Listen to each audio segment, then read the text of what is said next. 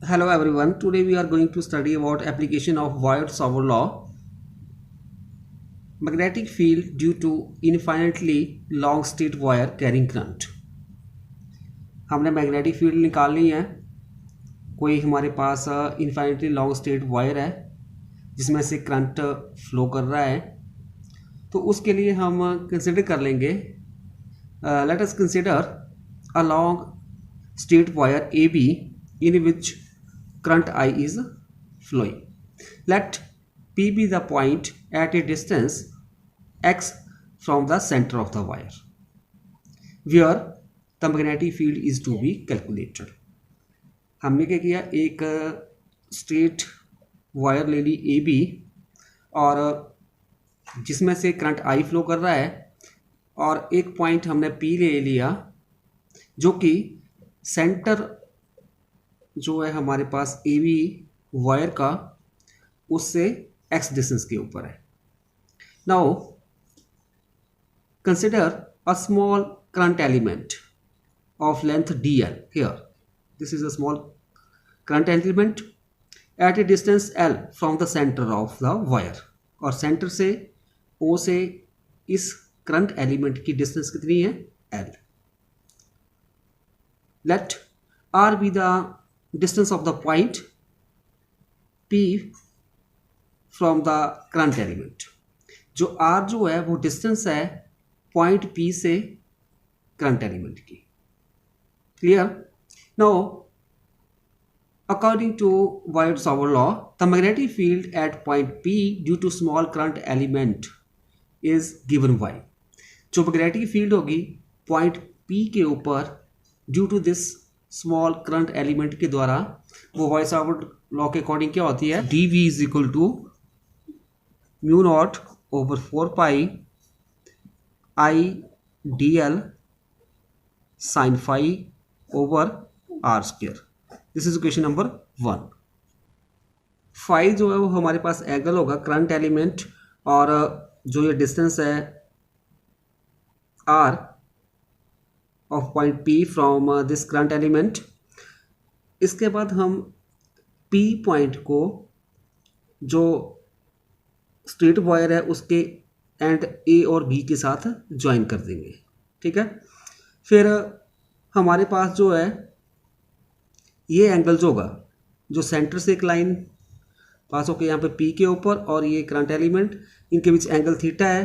तो हमारे पास जो ये यहाँ पे ये θ2 बन जाएगा और ये वाला angle θ1। Now in the next step हम साइन फाई की वैल्यू निकालेंगे। तो उसके लिए हम ट्राइंगल लेंगे in right angle triangle POC।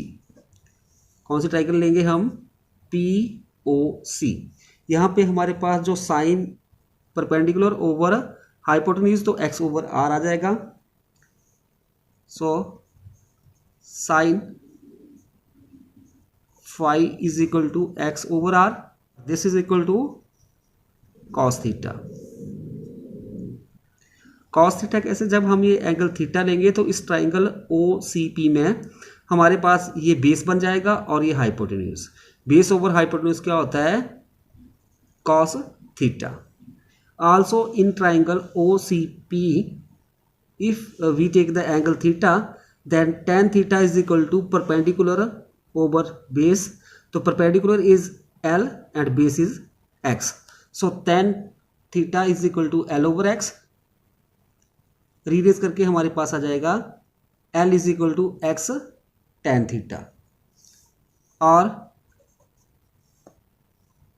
D l is equal to, जब हम इसके डेरिवेटिव निकालेंगे तो यह जाएगा x secant square theta d theta. This is equation number 2, 3 and this is 4। Now from equation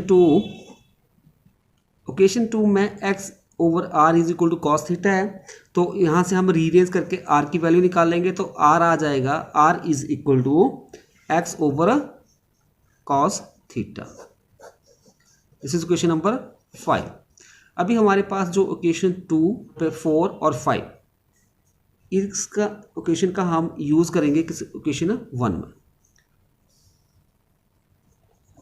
by using equation 2, 3 and 5 in equation 1 we get mean हम जो dl sin phi और r की वैल्यू हम equation 2, 4 और 5 से equation 1 में put कर देंगे। तो हमारे पास क्या बन जाएगा, dv is equal to mu not over 4 pi I, अभी dl की जगह जाएगा x secant square theta d theta और cos theta over x square over cos square theta. एक बार फिर से देख लो, जो इक्वेशन आई थी d b is equal to mu not over 4 pi I d l sine phi over r square. अभी हमने डी एल की वैल्यू निकालनी है और साइन फाई और आर की। तो यहाँ पे हमारे पास साइन फाई की वैल्यू होगी कॉस थीटा और जो डी एल है उसकी x secant square theta d theta जाएगी और आर की एक्स ओवर कॉस थीटा। ये सारी वैल्यू हमने यहाँ पे भरनी है इक्वेशन 1 में। तो हमारे पास बन जाएगा d v is equal to mu not over 4 pi I, जो डी एल है उसकी जगह जाएगा x secant square theta d theta और साइन फाई की जगह जाएगा कॉस थीटा ओवर जो आर है वो हमारे पास है एक्स ओवर कॉस थीटा। तो ये बन जाएगा x square over cos square theta, क्योंकि यहाँ पे हमारे पास आ रहा है आर स्क्वायर तो इसका स्क्वायर हमने कर दिया। फिर हम इसको और किस तरह से लिख सकते हैं, रीरेज करके, और यहाँ पे हमारे पास x के साथ यहाँ पे स्क्वायर कट हो जाएगा और d b is equal to mu not over 4 pi I secant square theta d theta cos theta x over cos square theta. क्योंकि हम जानते हैं जो सीकेंड स्क्वायर थीटा होता है this is equal to 1 over cos square theta. तो यहाँ पे ये x over cos square theta मतलब 1 ओवर कॉस स्क्वायर थीटा, तो यहाँ पे सीकेंड स्क्वायर थीटा जाएगा और d b is equal to mu not over 4 pi I secant square theta d theta over x. अब ये 1 ओवर कॉस स्क्वायर थीटा की जगह हम लिख सकते हैं सीकेंड स्क्वायर थीटा और साथ में ऊपर ये cos theta and this is equal to secant square theta cancel हो जाएगा। तो हमारे पास बच जाएगा mu not over 4 pi I cos theta d theta over x. This is equation number 6. Magnetic field due to the whole conductor AB can be calculated by integrating equation 6 between the limits minus theta 1 and theta 2.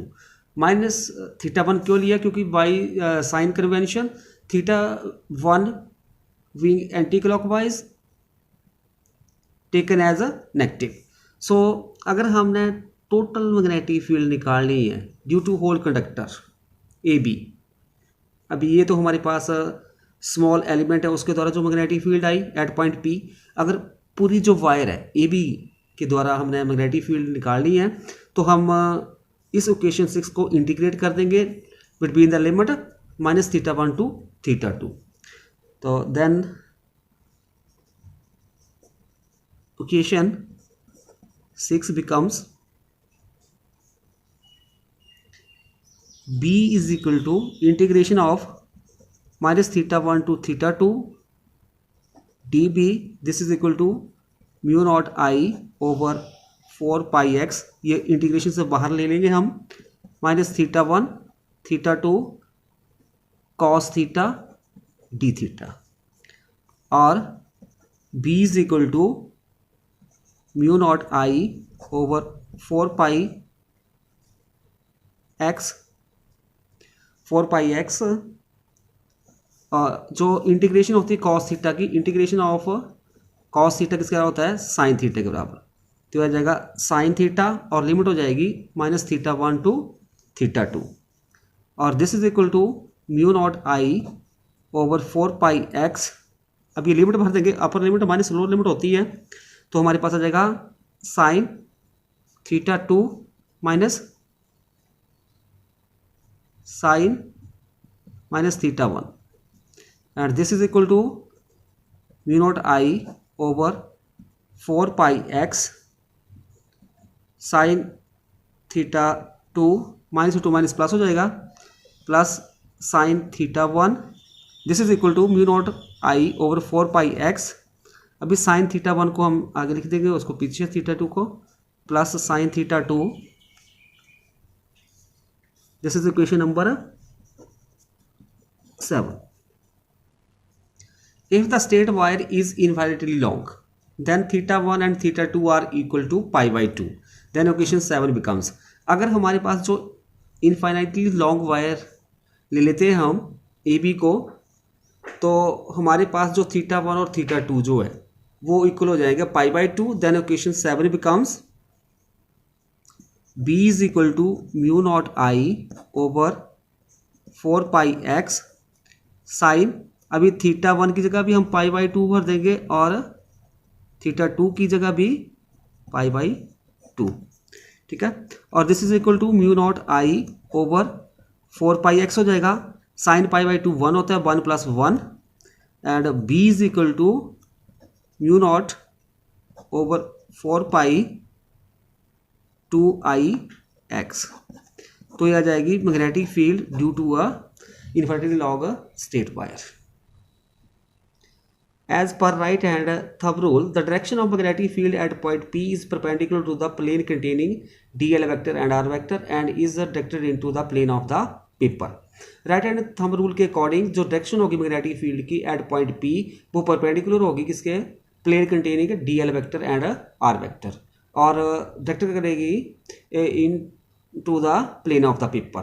This expression indicates that the magnetic field due to infinitely long current carry conductor is a cylindrical symmetric. That is, the magnetic field is same at all the point on the cylinder of radius x around the wire as shown in the figure 18. तो आप देख सकते हैं यहाँ पे इससे कि जो ये एक्सप्रेशन है ये क्या शो करता है कि जो मैग्नेटिक फील्ड होगी infinitely long current carry conductor के द्वारा वो सिलेंड्रिकल सिमेट्रिक होगी, ठीक है। मींस जो मैग्नेटिक फील्ड होगी, जो ये सिलेंडर है इसके एवरी पॉइंट्स के ऊपर, जो कि सिलेंडर की जो डिस्टेंस, अभी ये करंट कैरी कंडक्टर लिया है और एट ए डिस्टेंस x हमने इस सिलेंडर ड्रॉ कर दिया, तो इस सिलेंडर के ऊपर जो मैग्नेटिक फील्ड होगी एट एवरी पॉइंट वो हमारे पास क्या होगी, सेम होगी.